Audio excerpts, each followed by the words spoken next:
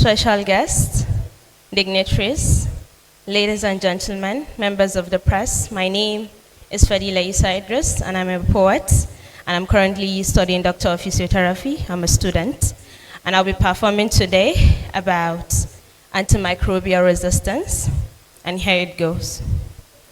I've never told you how I first realized medication could fail, and how one day it simply didn't salute back to its master. Recalled sitting in a clinic, my nerves was watching a drug silently dissolve into the free spaces, and how bitterness crawled out of a fairy cave like an obedient hand, wrapping into the fringes of my tongue. At once, I left the breathing room, floating somewhere between unpainted galaxies, looking down at the poor world with the blind hopes trying so hard to claim the bounties of infections with tablets and capsules that no longer ties the knot. Like a thrown stone from the foot of a cliff, I fall back into my body, clutching ages like a toddler waking from a bizarre of a dream. I for once intercepted a thought. If there were a source for the crime, how could the microbes be rebellious? How could they have gotten such a confidence, the desire to live, to survive what once destroyed them, to persist to want to prey me instead and live longer? Many a times I blame the farmer to bless the animals with antibiotic feed. Sometimes it's the proud patient I blame. One home stops have a dose, the treatment for the fever had dropped he who believed the war was over. Sometimes I chew the bitter blame for not paying attention to the mighty little ways we break victims. Oh, my blame.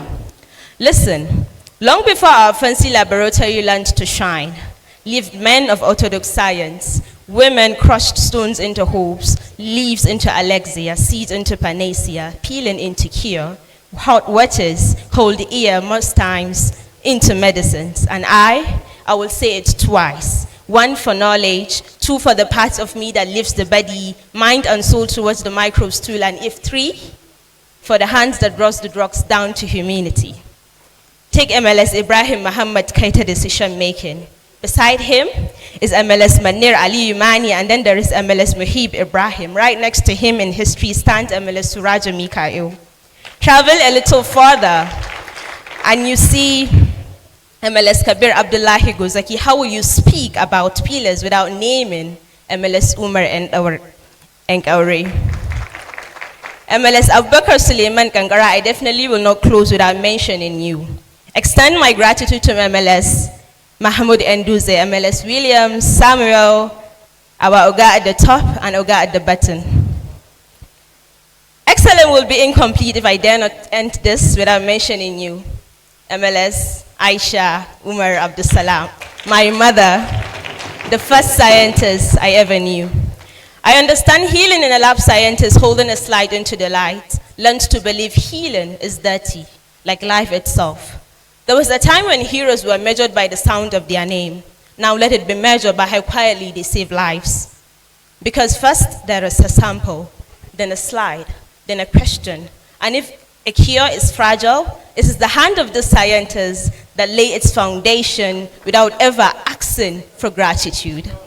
And so today, I speak gratitude into the veins of this world, into the hospitals, the uncertainty, the waiting rooms, and what disease teaches fragility. Perhaps what makes us human is not always seeing the cure, but daring over and over and over again to hold spaces for the life to be understood, even if only in our gratitude. May God, the healer of what we see and what we cannot, grant wisdom to our leaders, strength to our elders, to our workers, clarity to our people, and mercy to this nation. May He keep Katsina safe, Nigeria standing, and keep our medicines long enough for our children to inherit its power. Thank you very much.